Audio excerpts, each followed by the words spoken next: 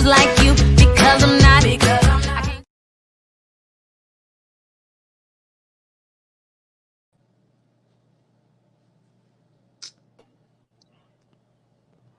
Hello, Hey, y'all. everybody. Hi, everybody. Hi. Hey, welcome to Life in Sync, everybody. As you come on, and we're just gonna give it just a few minutes for everybody to come on today. How was your day, Miss Erica? All is well. We rolling and ripping, but we're good. How about you, Rhonda? Pretty good. Do we have some Pretty people on? If good. you say something, we'll know you're on here.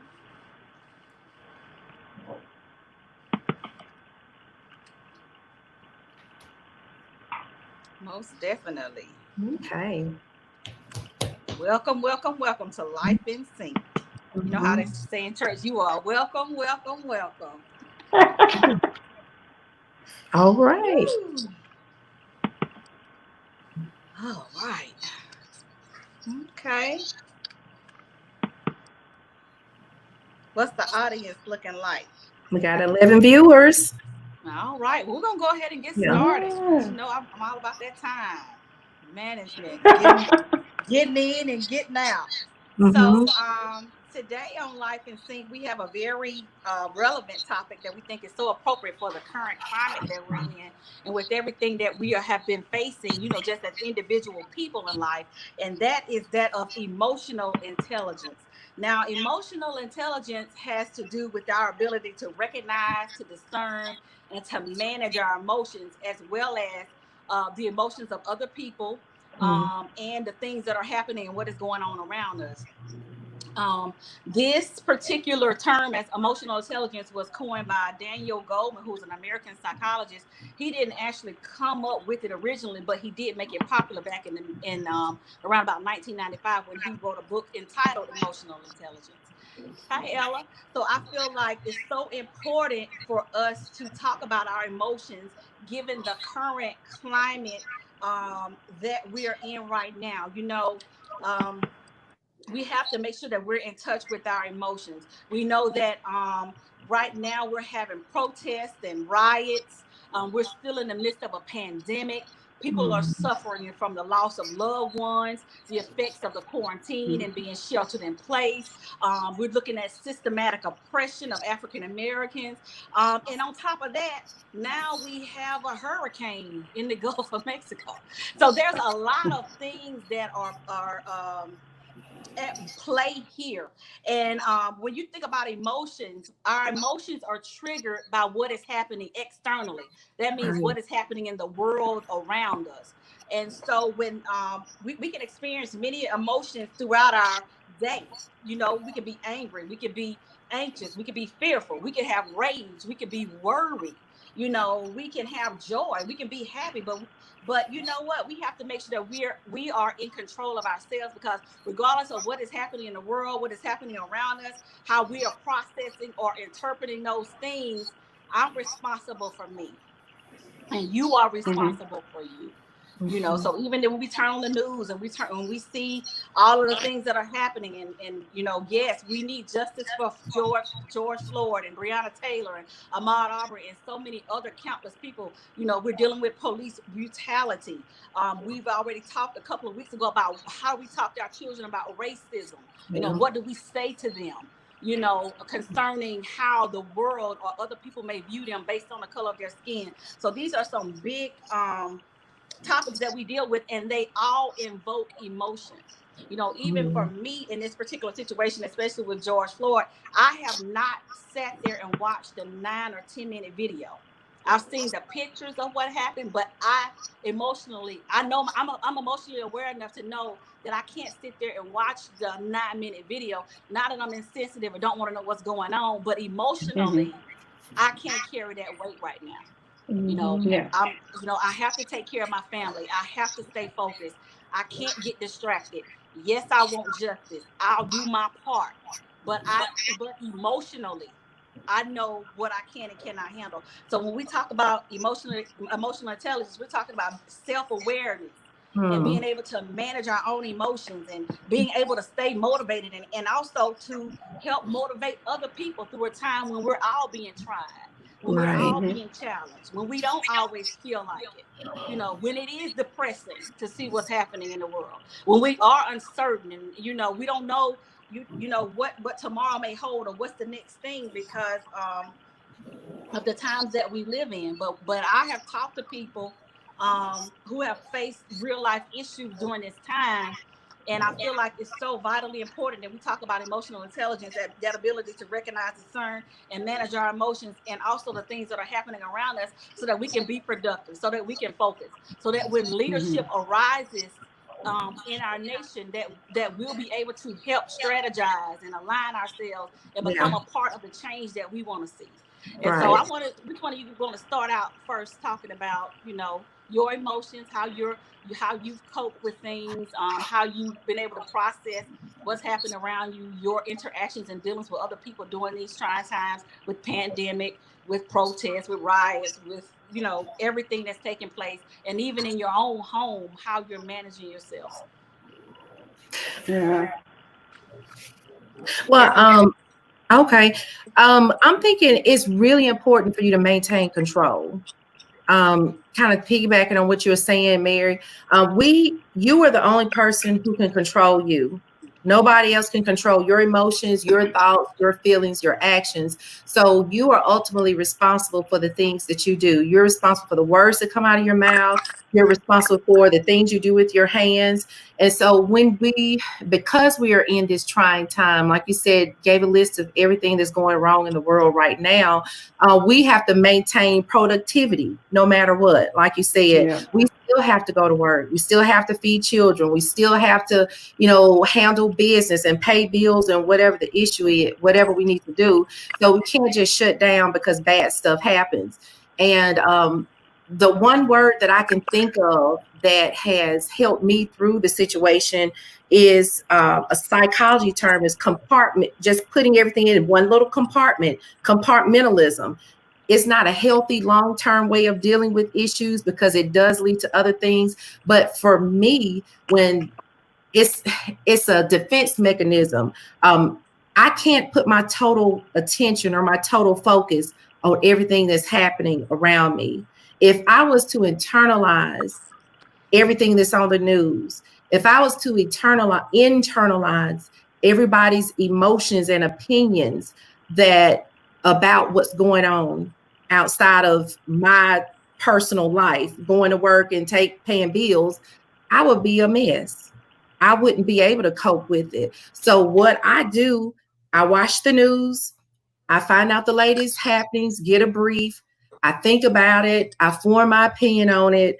I may flip through social media, see what's going on, and then I just have to put it in a container. And I said, you know what? There's only so much that I can do with it. Yes, I care.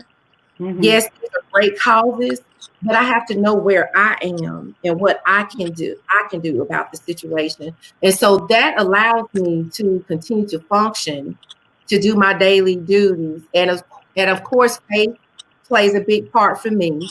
So of course I take everything by faith. I believe this is going to get better. I pray for this situation. If the Lord lays it on my heart, this is how I can help somebody. This is how I can help pay somebody's bill. This is how I can, call and encourage somebody. That's what I do. But maintaining control of my own self, knowing what I can do, and not only that, knowing the consequences of my actions. I know that if I go out and do, XYZ, what are going to be the consequences for me and my house? And that is what helps me to make my decisions. What are going to be the consequences of my actions? So I think it's really important, like I said, that we maintain control, know the consequences. And if you know that, you can navigate through your emotions. When you see this on the news, you're going to get angry. It makes me upset to see this. So I have to know what my limits are. I need to know my boundaries and what I can and can't do, what I can and cannot take inside. What about you, Rhonda? Well, how I choose to deal with it in a time like this, I limit exposure to a lot of things simply because to keep control of my emotions and make sure that I'm practicing emotional intelligence. I have to focus on that regardless of what's going on around me, there still is a end result that I have to get to. You know, even dealing with my own life, even dealing with my children. And so that part is limiting social media. You know, there are times that you will call me like, girl, I ain't even been on there. Let me see what's going on. Because I have to try to limit, you know, what it takes. Because then you will find yourself being, you know, swallowed up or engulfed in everything that's going on.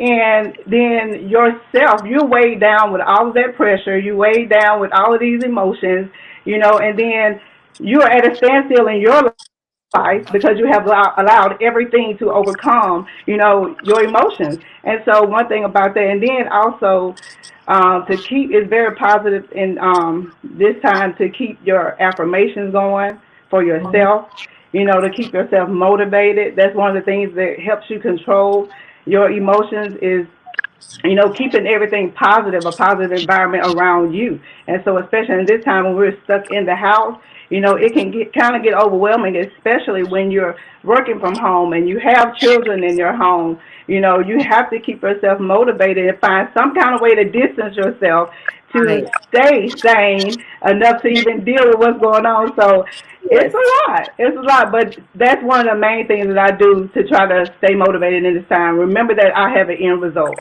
you know, and I have to stay focused and not get overwhelmed and caught up with everything just because it's a fad or, you know, you want to catch on because everybody else doing this and doing that. Stay true to yourself, you know, and know what you're called to do. You know, everybody's not called to be a Martin Luther King, but know what you're called to do, Yeah. you Yeah. know? That And I is think, definitely vital. Go ahead. yeah. Yeah. And I think, Rhonda, what you were saying, if you're working in the home and like you said, you have children, Mm-hmm.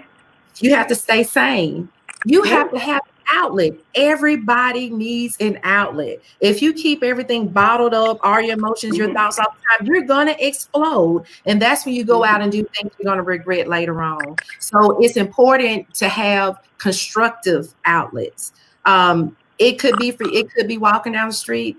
It could be jogging. It could just be playing a video game on your phone. It could be calling a friend and just talking. Yeah. But it's important when you're in stressful, when you're under pressure, that pressure is gonna come out Mm-hmm. of some opening. So you have to create an outlet that is constructive. One of the things I learned about, you know, emotional intelligence and actually being able to control your emotions is because of the ways I may have not Mm-hmm. managed You. my emotions in the best way in my younger Mm-hmm. years of life. You know, whether Mm-hmm. you know, causing the confusion, creating a hostile work environment, Mm-hmm. get some folks told, not. So I made a vow. I got suspended from my job about 19 years ago, because I showed all the way out and I was suspended without pay for 3 days. But during those 3 days, I had time to process. And Mm-hmm. I talked to God about it, and I swore I would never let anybody take me there, in Mm-hmm. regards to my emotions. Knowing how I could have handled it better, you know what I'm saying? Knowing that it was inappropriate, for the workplace, knowing that it caused some people to be upset. But we learn from our mistakes, and I'm transparent, so I tell you, yeah, I did. And I just got in because I was losing. I was losing pay. People look at you like you're Mm-hmm. crazy. People don't respect you. They start to kind of fear you or get away. Steer away from you when you lose control of your emotions. So that's been a big part of growing and maturing, and becoming a grown woman and being the person that um, God has called me to be and purpose for me to be in the earth. But one thing that you said, one that I thought was so vital, is that when you don't know necessarily who you are and where you fit in the world and what you're called to, Mm-hmm. you sometimes people tend to hop on every little piece of Right. information, every little piece of emotion. I know why I'm here. Yes. I know my purpose. When Mm-hmm. those things arise for me to lead in the area that I'm called to, I lead. Otherwise, Mm-hmm. I'll be quiet. I'll listen for leadership and I'll follow. Yes. So I'm not Yes. too quick nobody's going to pressure me to speak out about Right. anything if God hadn't told me to speak. I mean, say what you want to say. You have to stay in your Nobody's lane. gonna pressure me to do something that's outside of what I know I'm called to be, because I don't want to be outside the will of God, and I don't want to be out of my lane, because that's when you are running on emotions, you are in your flesh, and that's when bad things can happen. And that's why I'm saying, living through not always making the best decisions and making decisions from an emotional place, I can testify that your emotions, and when you get in your emotions, they have consequences. So I might cut up, I might cuss somebody out, I might go out and do something crazy, but when it's over, when the dust settles, I have to deal with the consequences of my actions. And anytime I really made a decision in an emotional place, financially, relationship wise, work wise, or whatever, it's never ended well for me. When I look back to see the damage that it caused, it wasn't usually something that was positive. So just being aware, how do you guys deal with the emotions of other people? When somebody comes to you and they're upset and they're angry or they're fearful or they're worried, do you internalize other people's emotions, or how do you manage, when somebody's laying how they feel on you and then trying to pressure you to feel the way that they feel regarding any issue? Go ahead, Eric. Now, Well, the first thing I do, I listen. I'm a listener. So when I listen to people and I process it myself, careful not to internalize, I easily empathize with people. I know I put myself in their position and try to understand what they're feeling. And because I know my personality, my heart is like, oh, I feel so bad for you. I feel, I'm sorry about that. But that's my personality. So when I empathize with people, my first emotion is like, man, this person is really hurting. This person really needs help. And my first thing I'm thinking, what can I do to help this person? Even though there may be times it may not be within my means to correct the problem, listening does a world of good.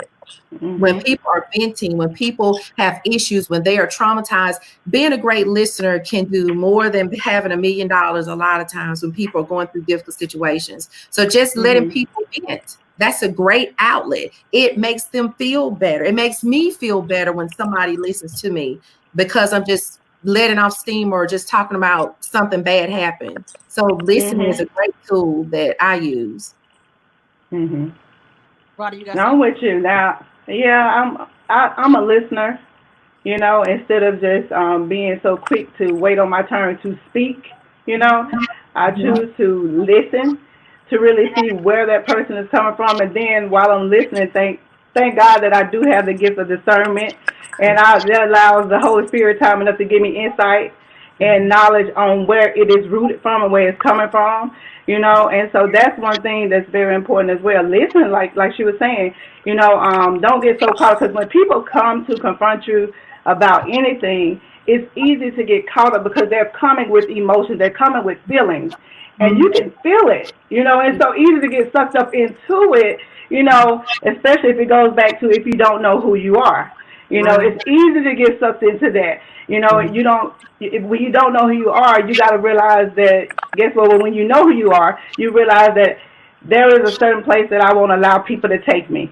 There you go. And like Mary was saying, that's what she had to come to. There is a certain place that you won't allow people to take you anymore once you realize who you are, and what you represent. And so that's one of the most important things, is that right there. And then I think what a lot of times what causes us to react when people do come with us or confront us, or when emotions are involved, is fear. And I think that's especially very important right now, not to get engulfed in fear, because when fear comes on the scene, you turn into survival mode. And in survival mode, it's whatever goes, because you're just trying to solely protect yourself, and not even thinking about the other person that's involved. So that's what I would say. Just be very careful, because that fear will cause you, the fear of not knowing the outcome, the fear of how this is going to end, where is this going, that will cause a whole lot of different emotions, a whole lot of rash decisions. And that when you know yourself, it's an old school term, probably back in the 1990s or so. I was in the military, but You know, what they was when I was in the military. You know, they try to teach you about emotional intelligence. You know, you have to be able to think. You can't. You got to control yourself before you react. But it's I think it's Casey. It's Casey.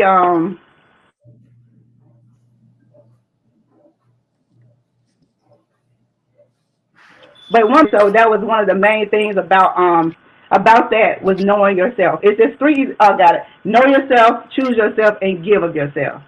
So that was one of like the major three things that you had to know, and that knowing yourself is very vital and important because that will stop you from being dragged into a whole lot of things that you know that wasn't intended to drag you into that out of fear and rash decisions. Mm-hmm. So, I yeah. would like to add one and remove yourself. Because I've Yeah. had to remove myself Yeah. Uh-huh. from a Yeah. whole lot of situations, a whole lot of times. Mhm. You know, which is just a part of maturity and growing up and Mhm. actually knowing who you are and knowing your limitations and knowing what you Mhm. have the capacity to handle. Um, Yeah. and also knowing those things that will set you off, especially if it's in a negative way. So we have to Right. Yeah. make sure that we're actually doing that. And so one of the things I know that just talking to people who have lost loved ones in the pandemic, you know, I'm gonna quote it one time. Mr. Brown said it first. People dying and they never died before. Yeah. People are dying, in the pandemic. Yeah. People have suffered major loss of loved ones and Right. significant Right. others in their lives, and Mhm. we don't want to, disregard that. The coronavirus has taken a lot of lives, and just a lot of people have died from other causes, which has caused a whole nother level of devastation. Yeah. Added on to the things that are going on, and then I'm like, Lord, now it's a hurricane in the Gulf. You know what I mean? Like, Mhm. okay, come on. When we gonna get a Mhm. break? So I guess the point I'm trying to say, how is it that you stay motivated, and how do you motivate others during this time? Especially when there's so much anger, anxiety, fear of the unknown. I don't necessarily have a whole lot of concern for the things I can see. I can see it, but it's those things that I feel like are playing behind the scenes that a lot of this is Mhm. set up to distract us from. Those are the Yeah. things that have me most concerned. Right. And Yeah. so, even in knowing that and trying to process through those things and trusting God, what are some ways in which you guys are staying motivated throughout all this, difficulty that we're facing here in the world? I hear the term physical toughness or physical toughness a lot. You think about athletes in sports, how they have to build themselves up to stamina so they can run the race and endure to the end so Mhm. they can be Mhm. strong in football.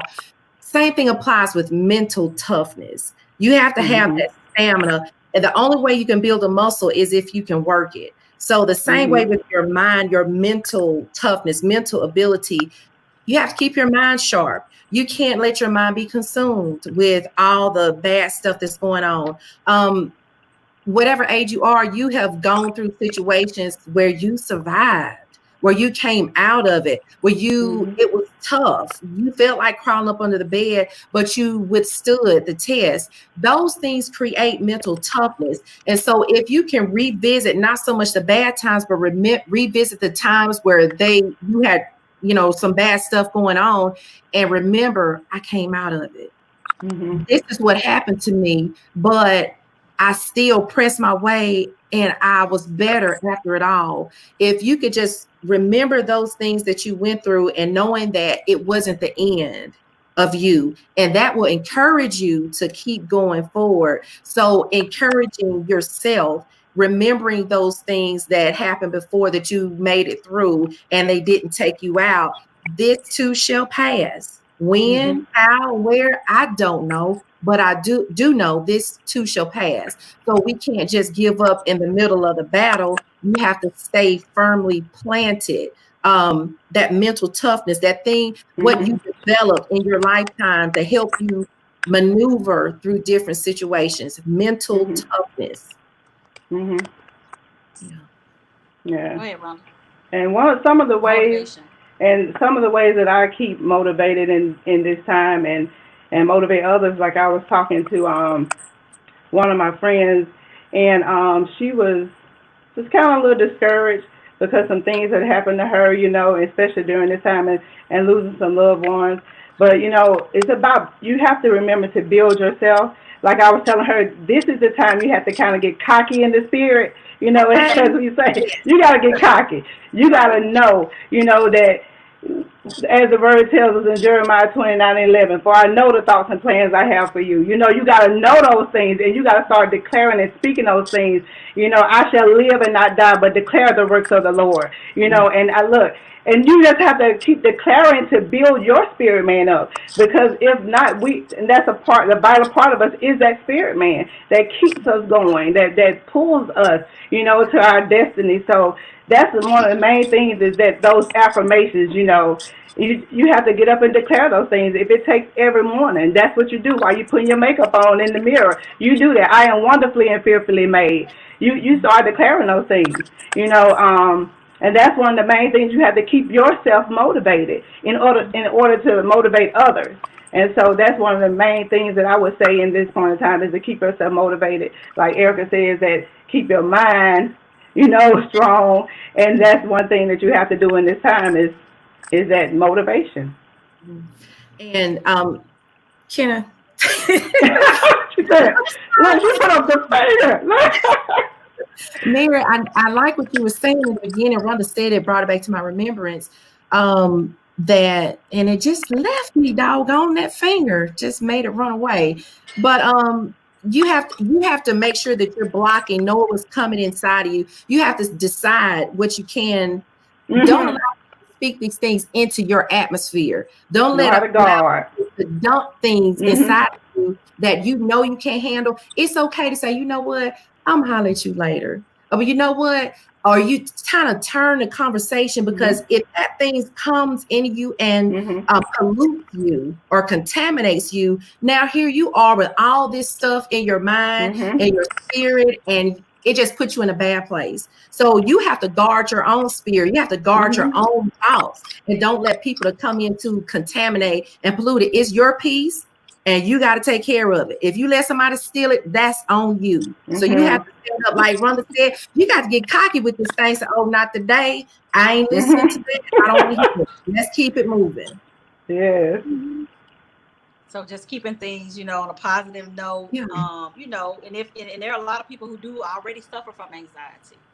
Or, you know, fear, or have some mental illness, and may need some extra help, you know, during this time. Definitely reach out to those resources in your community so that you can get what you need, and not feel like you have to go through it alone or have to suffer in silence. It's easy to tell somebody to trust God, but, you know, the bills are due. You know, it's easy to tell somebody, you know, just keep your head up and don't give up. You know what I'm saying? And don't point them into resources or to be outlet for help. And you know, I just want to see if anybody has anything to say that's in the comments, you know, concerning emotional intelligence, how you cope with your emotions. If anything we've said here helped you, or but it's impossible to ignore what is happening in the world. It would be a disservice to humanity for us to turn a blind eye. And we're not saying turn a blind eye, but we all have to know how to manage ourselves. We all have to be aware of ourselves. You know, we have to keep, because I'm responsible for my actions. I'm responsible for decisions that I make. And to get in my feelings, as we call it, and to make some emotional decisions that have some dire consequences, you know, I can't afford it in this season, and I don't think anybody else can. So we want to make sure that, you know, we are able to recognize, discern, and manage our own emotions, and then be mindful of the things around us, you know, and help other people get through this difficult time while managing their emotions. But at the same time, like Erica said, protecting your peace. You know, making sure that you're not taking on something that you don't have the capacity to handle. That's Then, pointing people into the direction, if you can't help them, where they can get the appropriate help. Okay. Any closing remarks, ladies? This too shall pass. And I believe that we're going to bring about some definite changes in the justice system. And I believe that, things are going to turn the corner concerning, the systematic oppression. We might not always disagree with the methods, but I'm going to stay in my lane. Yeah. And I know what I'm called to, and what Right. I'm in the situations that I'm called to lead. And I have Mhm. no problems following strategies Mhm. and sound leadership and Mhm. a plan of action with some goals set aside for some positive outcomes. Yeah. And then nobody's gonna pressure me to say or do anything Right. that I don't feel I need to say or do. I'm not gonna Mhm. get in my feelings, unnecessarily. And I know when to remove myself and check myself and get Mhm. myself in order.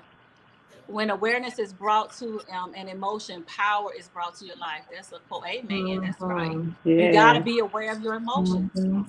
Got to be aware of your emotions. If you coming home and you kicking the cat, you need to check those emotions. That's a sign of a problem. If you flipping people off at the red light, that's a sign you need to Mm. check those emotions. Yeah. You know, Mhm. if you kind of crying and feeling weighted down, cast your cares on the Lord because He cares for Yes. you. Check those Mhm. Mhm. emotions. Whatever you crying about, you probably can't fix it in your own strength anyway. Yeah. So we just wanted Mhm. to come on today and actually, encourage you in this time. Um, encourage you to make sure that you may not be able to control what's happening in the external world around you, but you do have the Exactly. power to Mhm. control and be aware of your own self and your own emotions. Mhm. Amen. And so we want to thank you guys for joining us on Life in Sync tonight. Make sure that you continue to live life on purpose and live life in sync. And y'all have a good night. Bye-bye. Bye. Bye.